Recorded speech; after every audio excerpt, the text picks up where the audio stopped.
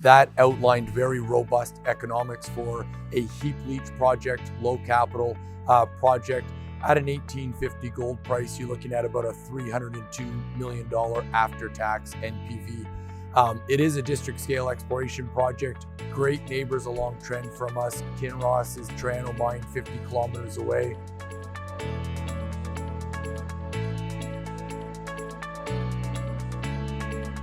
Hello, welcome viewers tuning in to Assay TV. We're here at the mining in Indaba. I'm joining Newcore Gold again. Newcore are focusing on advancing a 100% owned Enchi project in Ghana. Luke, thanks for joining me. Yeah, thanks for having me. Yeah, so I know you've done the pitch and the presentation plenty of times this week, but let's have a top line view of the Enchi project for viewers of Assay TV. Yeah, so the Enchi project's located in Ghana. It's a district scale exploration project. We currently have a 1.4 million ounce inferred resource, 43101 compliant resource. We also put out a PEA on the project last June. That outlined very robust economics for a heap leach project, low capital project. At an 1850 gold price, you're looking at about a $302 million after-tax NPV. It is a district scale exploration project. Great neighbors along trend from us. Kinross is Toronto mine 50 kilometers away, along with Bibiani, as well as one of Newmont's mines, the Ahafo mine. Excellent stuff. So within the exploration, you're doing quite a lot, large drilling campaign, and you've made 3 new discoveries in 2022. Do you want to take us through some of those? Yeah, so we're running a multi-pronged exploration approach on our project. So we're looking at 4 different things. We're looking at expanding the existing resource areas at all of our known deposits. All of them remain open along strike. These are multi-kilometer structures that we continue to step out along and add significant mineralized material. We're also going back to previously drill tested areas, areas that have been drilled historically that we're ultimately looking at doing additional drilling and wrapping pits around those and adding them to our overall resource.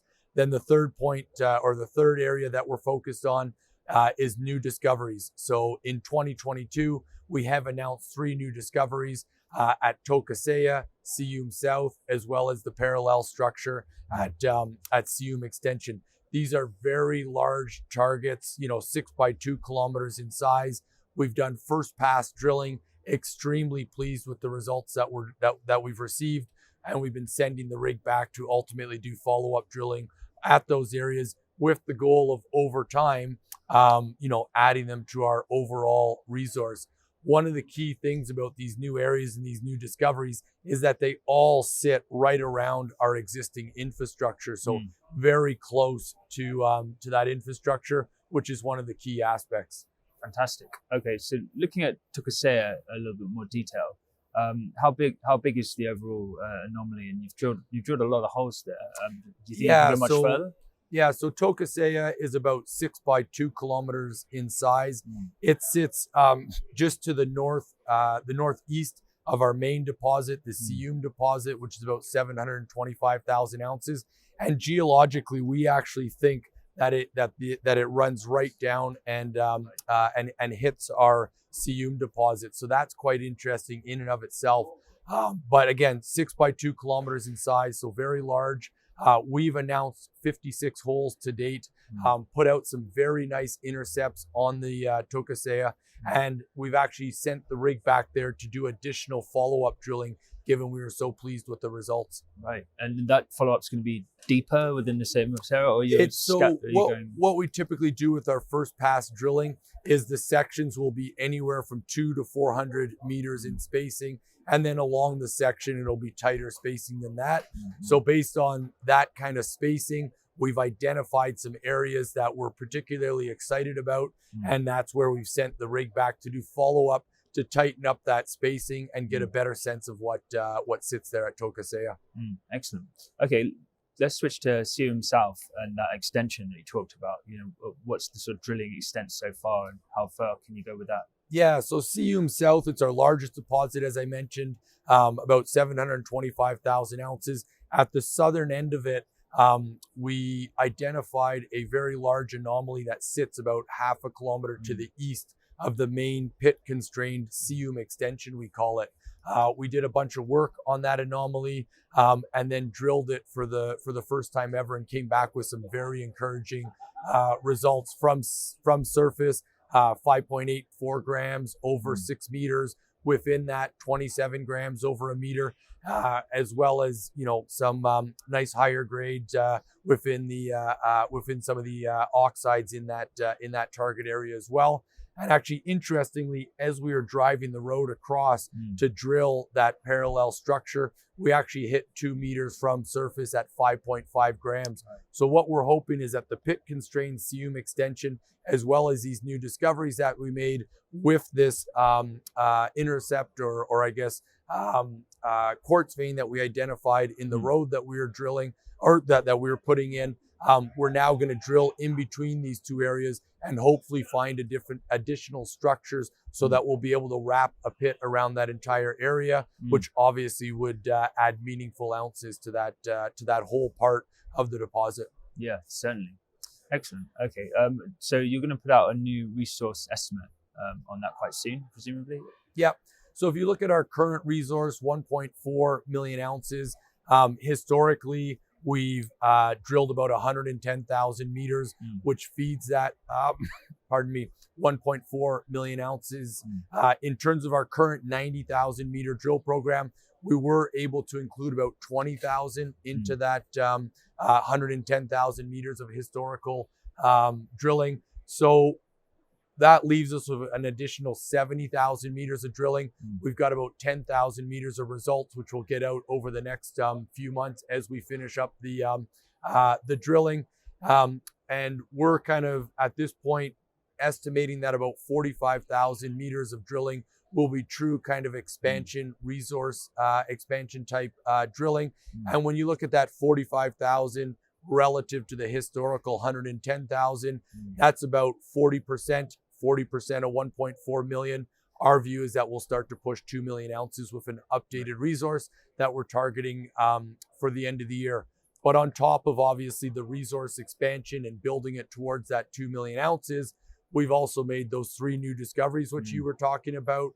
We've gone back to previously drill tested areas, continued to advance those. And then lastly, we're really excited that we've made some nice high grade discoveries in some of the deeper drilling that we've been doing for the first time ever, identified a couple of high grade parallel shoots, as well as a number of other areas that we're going to be doing follow-up drilling on. Excellent. There really is expansion in all possible areas. Yeah. It's good. But I mean, that's one of the things. I mean, when you look at the size of our land package, you're looking at 216 square kilometers in size, where the mineralization sits on our property, as well as Chirano and other of these very large deposits along the Sefwi Bibiani belt, is you get these second and third order splays coming off of the main Bibiani shear.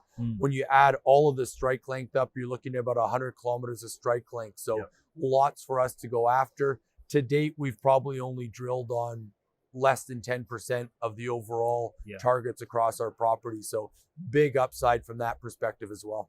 It's quite telling. But okay, so you financed the drilling campaigns thus far, but how well capitalized are you at the moment? What's the sort of plan for financing the next rounds of drilling? Yeah, so we just put our financials out a couple of weeks ago. We had $6 million cash at the end of 2021. The way we laid out our budget and our drill campaign is we, as 27% owners of the business, want to get as many meters into the ground as possible, because that's where we think we're going to create the most value for shareholders. That led to us expanding our drill program from 66 to 90,000 meters. Within that budget, we also wanted to make sure we were funded to be able to put that resource update out at the end of this year, as well as have enough cash to be able to run the business right through 2022 and into 2023.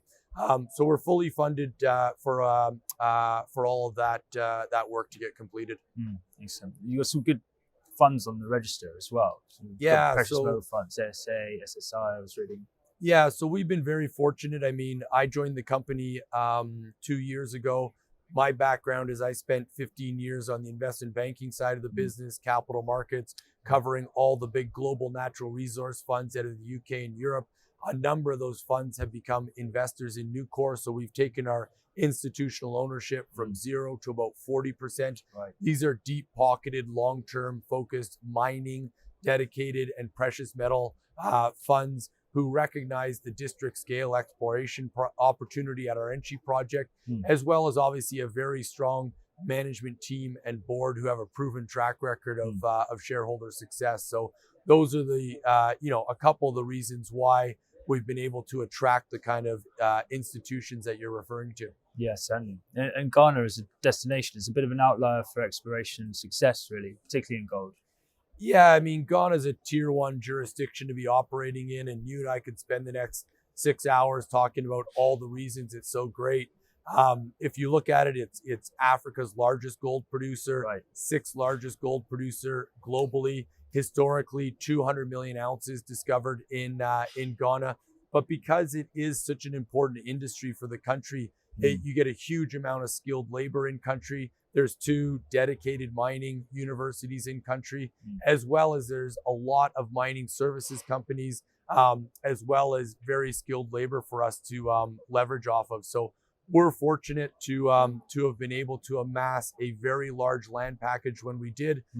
And if you look at Ghana as a whole, you've currently got 4 of the top 10 largest gold producers on the planet operating in Ghana. Newmont being the largest gold producer out there. They've currently got 14% of their global production coming from Ghana.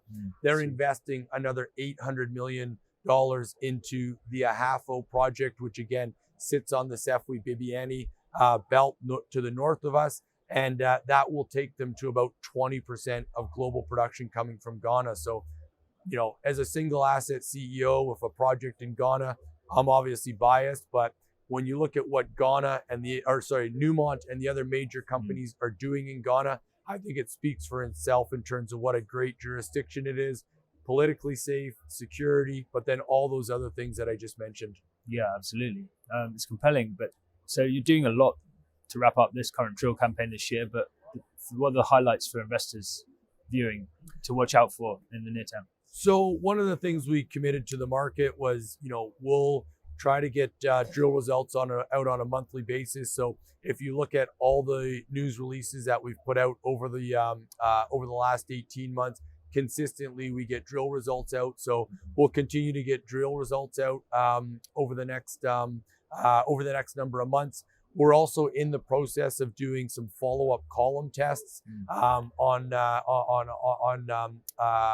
the ore. So we'll look at getting those results, those met tests back in the next couple months. We'll get that out to the market as well. Historically, if you look at the met results that we've had from the column test, 90 to 95% recovery. So very good metallurgy on the project, but need to continue to follow up on that.